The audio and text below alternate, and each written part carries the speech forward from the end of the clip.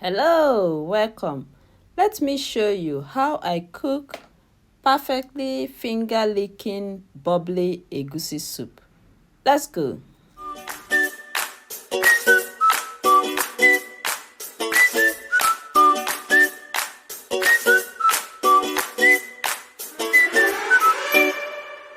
For my 2 cups of egusi, I use this red comet chili and scotch bonnet pepper.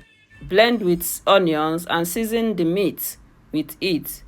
This will serve 2 purposes: as a seasoning, and also will give your soup some red color. You won't have to use too much red oil, which is a good thing because egusi already contains oil. I've also added 2 cube seasoning and some salt. Mix very well and put it on the heat to cook. These are the ingredients I'll be using: some shrimps, dry fish, red oil, and some vegetable. You can use any vegetable of your choice, but if you are abroad, this one is very good for egusi. It's called cavellenello. It's a type of kale. Here is my 2 cups of egusi. I'm going to blend it, and I will add some also, which is optional. I don't know what it's called in English. This is optional, just a spoon. Mix the egusi with boiling water, not just hot water, but boiling water. Mix it very well. It will help it to stay molded in the pot. It is very important you use hot water to mix it, boiling water to mix it, not just hot water. Mix it very well. You can see here it looks a bit watery, but after mixing it like this, leave it to set for like 15 minutes or 10 minutes and it will be stronger. You can see it is now stronger. I can now mold it and put in the pot when I'm ready for it to go into the pot. Let's see how the meat is faring. When the meat is done, you can add your oil. I've added just 1 wooden spoon of the oil, of the red oil. Like I said before, I don't need to add too much red oil since I'm already using the red pepper. Add the washed dry fish. Mix it together. Allow the pot to boil. When it's boiling, I can now add my molded egusi. Molded egusi. At this point, you are not going to turn the soup. You're not going to turn it at all. Once you have added your molded egusi, just cover the pot and allow the egusi to cook. You will not mix the content of the pot until you are sure the egusi is already cooked. Here I can see the egusi is not yet cooked, so I'm not going to mix it. I'm just checking to make sure that it's not sticky under. So that's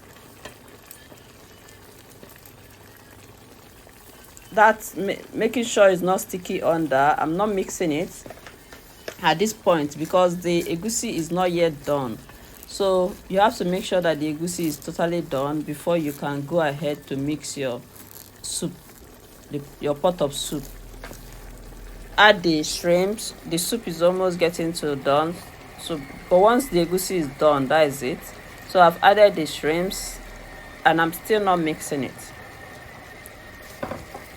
I've added the shrimps. Still not mixing the pot at this stage. See, cover the pot back, allow it to cook. Now I'm going to check if the egusi is done. If the egusi is done, then I'll be able to mix my soup. While you're watching, please give the video a thumbs up. Thank you. I'm just making sure here that it's still not sticky. It's not sticky under. So, and the egusi is not yet done. So I'll allow it to cook some more until the egusi is totally done before I can mix the pot of soup very well.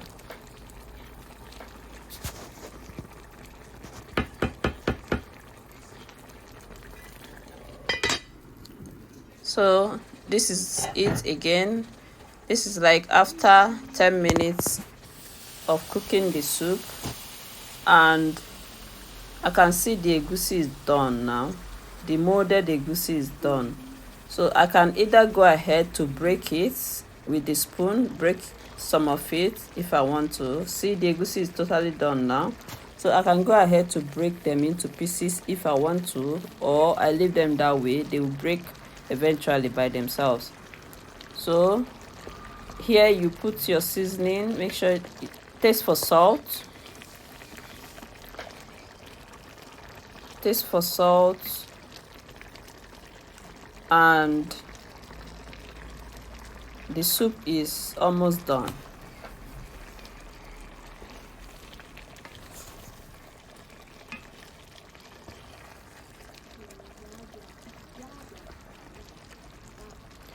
You can break the egusi into pieces if you like, or you can leave them. They'll break eventually. So the egusi is done now. Everything is done. What remains is the vegetable. The vegetable is the last thing you put. Once you put the vegetable, then you put off the heat and do not cover the pot. Once you put the vegetable, mix it very well, put up the heat. If you are using a hob,